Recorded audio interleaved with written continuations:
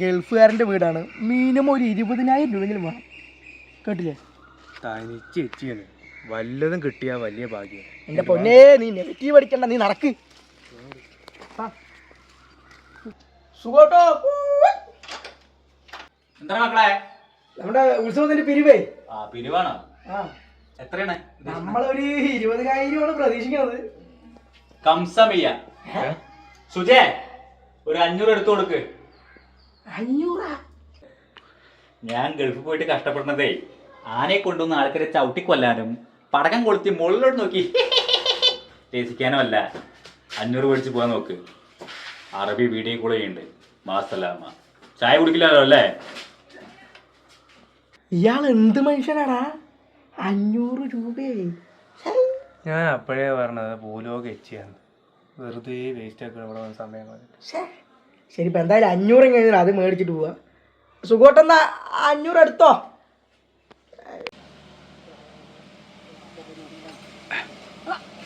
എന്തായി പിരിവെന്തായി? എന്ത് പിരിവടാ? 2,000 രൂപ കിട്ടിയുള്ളൂ. 2,000 റുപ്യ രാവിലെ തൊട്ട് നടന്നതാ? ആ, സൂണ്ട് വിട്ടു പോയി ഗൾഫ്. അയാൾ എച്ചിയാടാ 500 രൂപ തന്നതേ. 500 റുപ്യ ആ, കുത്തിന് പിടിച്ച് 50,000 റുപ്യ വാങ്ങിക്കണ്ടാ? തരണ്ട അയാള്.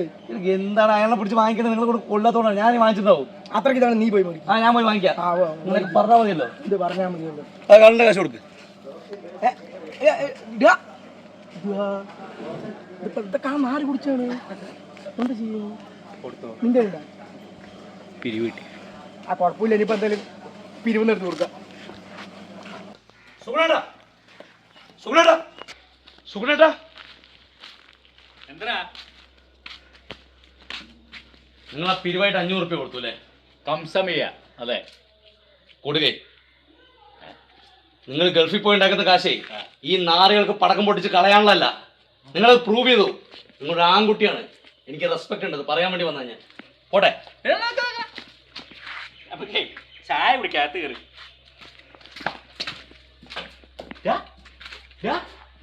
ചായ കുടിക്കില്ലേ? അതെ ചേട്ടാ, ചായ വേണ്ട. ഞാനേ നാരായണ വീട്ടിൽ 2 പേര് കഴിച്ചു, അത് ഞാൻ മറന്നുപോയി. സുജേ, അല്ലാണ്ട് ഞാൻ പകരം കഴിക്കില്ല. അപ്പൊ ഞാനും കഴിച്ചോ? അത് സ്കോച്ച് ആയിരുന്നു. അപ്പൊ രാത്രി ഒന്ന് വിചാരിച്ചു കണ്ണടച്ച് 2 പൂശി. അവിടെ സ്കോച്ചിലൂടെ ശിവാസ് 2 പേര് ശിവാസ് എടുക്ക്. നീ എന്തിനാ നാരായണ വീട്ടിൽ പോയത്? അയാൾ പിരിവ് തരാൻ വിളിച്ചു. ഒരു 30,000 രൂപ അയാൾ പിരിവ് വന്നു. അപ്പൊ ഞാനത് വാങ്ങിക്കാൻ വേണ്ടി പോയതാ, ഫോട്ടോ എടുക്കാൻ. അയാളുടെ മറ്റേ നോട്ടീസിന്റെ പുറകിലേക്ക് വരും ചെയ്യും, ഫ്ലക്സ് അടിക്കുമ്പോണല്ലോ. 30,000 തന്നാ? അയാളുടെ ഒരു പൂത്ത കാശുണ്ട്, ഗൾഫുകാരനല്ലേ, അയാൾക്ക് എന്ത് പണിയാവാലോ. പക്ഷെ അവൻ തറവാടിയാണോടാ? എന്ത് തറവാട് അയാൾക്ക്? തറവാടുണ്ടായിരുന്നു. അവന്റെ അപ്പൻ ഇവിടെ തേങ്ങണ വന്നതാ. തേങ്ങ മോഷിച്ച് എവിടെ പിടിച്ച് കെട്ടിയിട്ട് അവിടുത്തെ പ്ലാവിന്റെ അവിടെ ഇല്ലേ?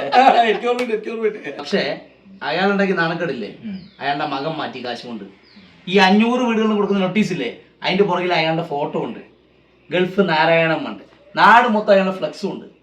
ഇനിയിപ്പോ എന്താ വേണ്ടത്? അല്ലടാ, അപ്പൊ 50 ഇട്ട് എന്തായിരിക്കും? 50 ഇട്ട് നോട്ടീസിന്റെ മധ്യഭാഗം ഉണ്ടല്ലോ, മധ്യഭാഗം കേന്ദ്രഭാഗം ഫ്രണ്ടില് അവിടെ ഒരു ഫോട്ടോ വരും. നാട് മൊത്തം 4 അടി ഫ്ലക്സ് ഉണ്ട്.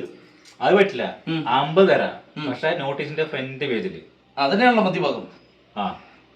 വരാൻ പറ്റുമോ? പിന്നെന്താ വരുത്താൻ? ഇന്നൊരു കാര്യം ചെയ്യും, പുത്തൻ വീട്ടിൽ കേശവ മകൻ ഗൾഫ് സുഗുണ 50,000 സ്പോൺസർ ചെയ്തിരിക്കണം. സുഗുണ പക്ഷെ ഒരു കണ്ടീഷൻ ഉണ്ട്. ആ നാരായണ എവിടെ നോക്കിയാലും എന്റെ ഫോട്ടോ കാണണം ഏട്ടാ. ആ നാരായണല്ലേ, ഇനി തൂർന്ന് വരെ നിങ്ങളെ കണ്ടായിരിക്കും.